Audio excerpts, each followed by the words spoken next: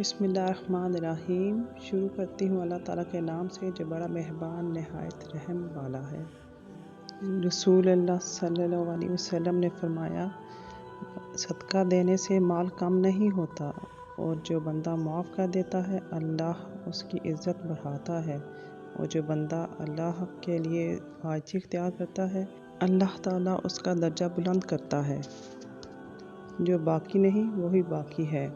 رسول اللہ صلی اللہ علیہ وسلم کے گھر میں لوگوں میں بانٹنے کے لیے بکری ذبح کی گئی۔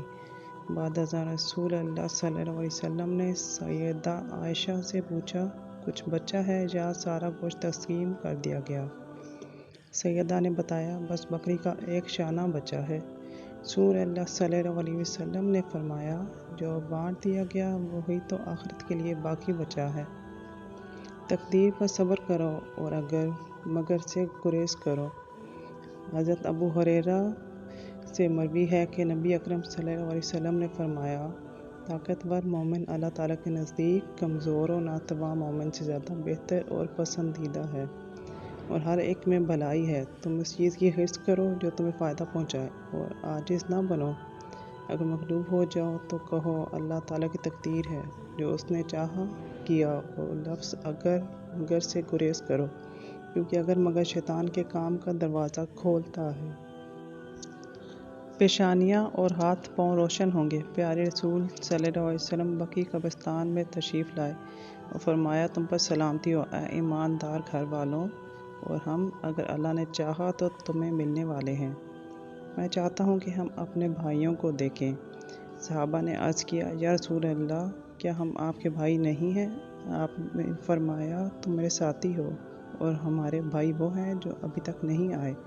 صحابہ نے کہا، اللہ کے رسول، آپ کی امت کے وہ لوگ جو ابھی تک نہیں آئے، آپ انہیں کیسے پہچانیں گے؟ آپ نے فرمایا، یہ بتلاؤ، اگر ایک آدمی کے ایسے گھوڑے ہوں جس کی پیشانی اور ٹانگیں سفید ہوں اور خالص سیاہ رنگ کے گھوڑوں کے درمیان ہوں، کیا وہ اپنے گھوڑے نہیں پہچان لے گا؟ صحابہ نے عرض کیا، کیوں نہیں یا رسول اللہ؟ آپ نے فرمایا، میری امت کے بعد میں آنے والے لوگ بھی اس حال میں میدان حشر میں آئیں گے کہ وضو کی وجہ سے ان کی پیشانیاں اور ہاتھ منہ روشن ہوں گے، اور میں حوض کوثر پر ان کا میر سامان ہوں گا۔ سبحان اللہ۔ رسول اللہ صلی اللہ علیہ وسلم نے فرمایا، اللہ تعالیٰ اس شخص کو تر و تازہ رکھے جس نے ہم سے کوئی بات سنی اور اسے یاد رکھا، یہاں تک کہ اسے دوسروں تک پہنچا دیا۔ رسول اللہ صلی اللہ علیہ وسلم نے فرمایا، اے لوگو، سلام عام کرو، کھانا کھلایا کرو، صلہ رحمی کرو، اور جب لوگ سو رہے ہوں تو تم رات کو نماز تہجد پڑھو، تم سلامتی کے ساتھ جنت میں داخل ہو جاؤ گے۔ رسول اکرم صلی اللہ علیہ وسلم نے فرمایا، جس نے قرآن پڑھا اور اس کی تعلیم دی اور اس پر عمل کیا، اس کو قیامت کے دن نور کا تاج پہنایا جائے گا، جس کی روشنی سورج کی روشنی کی طرح ہوگی۔ اس کے والدین کو 2 لباس حولے پہنائے جائیں گے جن کی قیمت پوری دنیا میں بھی نہیں ہو سکتی۔ وہ پوچھیں گے، ہمیں یہ لباس کیوں پہنایا گیا؟ ان کا جواب دیا جائے گا، تمہارے بچے کے قرآن حاصل کرنے یعنی سیکھنے کی وجہ سے۔ رسول اللہ صلی اللہ علیہ وسلم نے فرمایا، 3 افراد کی مدد اللہ پر حق ہے۔ پہلا، اللہ کی راہ میں جہاد کرنے والا۔ دوسرا، وہ غلام جو اپنی آزادی کا معاہدہ کرے اور اس کی نیت رقم ادا کرنے کی ہو۔ تیسرا، وہ شخص جو عفت یعنی گناہ سے بچنے کی خاطر نکاح کرے۔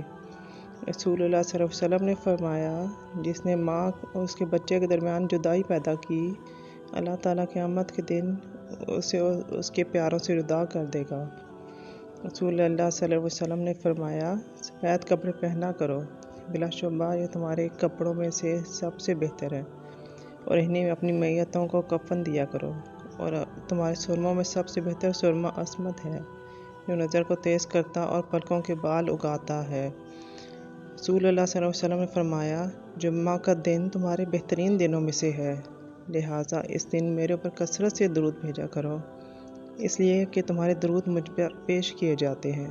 سبحان اللہ۔